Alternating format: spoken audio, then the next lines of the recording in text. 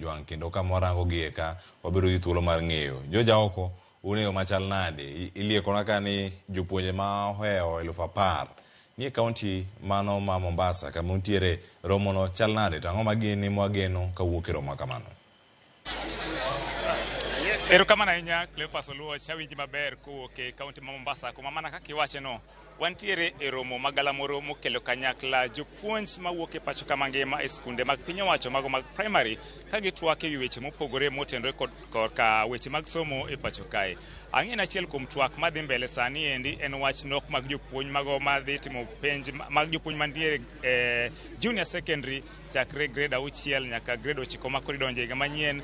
Wang'e nitiere weche mag capitation, wang'eyo ni nitiere weche mopogore kotenore kod ka weche mag somo. To ka nitiere gima kuom jopuonj wadwa mani to ginyiso ni to gin weche mage, thuond weche mage magitwakie odiochieng' ma kawuono. Suda ka endi tichak nachaka gi nyingi to nyisa ni to weche gin mage mutwakie odiochieng' ma kawuono. Erokamano ahinya. Kuom nyinga iluonga ni Odwara Bonyo Stephen. Awuok e kaunti ma Siaya, e sub county ma Ugunja, e school miluongo ni Mbere Primary and Junior School.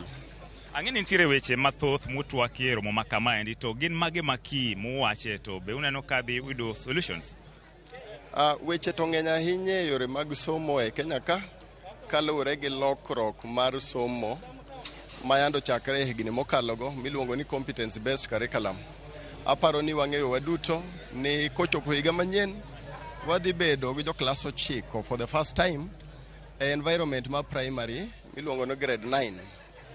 To gin e somo masani miluongo ni CBC mano chakre klas 7, klas 8, klas 9.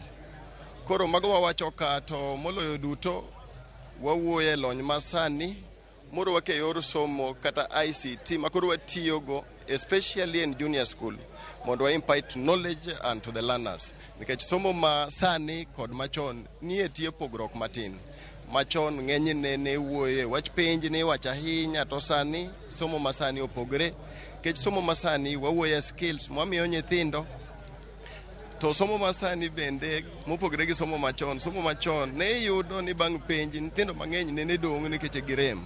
Somo masani wach moro nyathi oremonge en mana ni dwaro to line man monyalo donje mondo kinyo bed dhano kendo kony Kenya. Wang'e ni jatend migawo nego beni chopo ka odiochieng' ma kawuono kendo en mang'e ni en wendo mogwel. Gin weche mage moparo ni onego beni ichwalone kaka jatend migawo mar weche mag somo? Mokwongo jatend migawo mochung' ni weche mag somo wadwago erokamano ahinya nikech wang'eyo hali mar uchumi ma Kenya sani, lakini serikal osetemo matek kabisa mondo support somo mar CBC e yor oro gigo madwarore mondo wapuonj nyithindo maber. Wanyalo mana medo jatend somo e Kenya mangima ni odhi mbele kako tiyo no omedwa mana nguvu kaka heads of institutions komiyo gigo ma wanyalo tiyogo mondo wapiag nyithindo gi obed jogo maber e higni mabiro. Erokamano ahinya. Wayudo japuonj machielo, wawinjore japuonj machielo chakna gi nyingi tinyisa ni issues gin mage miparo ni onego beni itwakie e odiochieng' ma kawuono? Erokamano, nyinga iluongo ni Dr. Edward Obuya. An expert mar education. Ambe abiro e chokruok ni.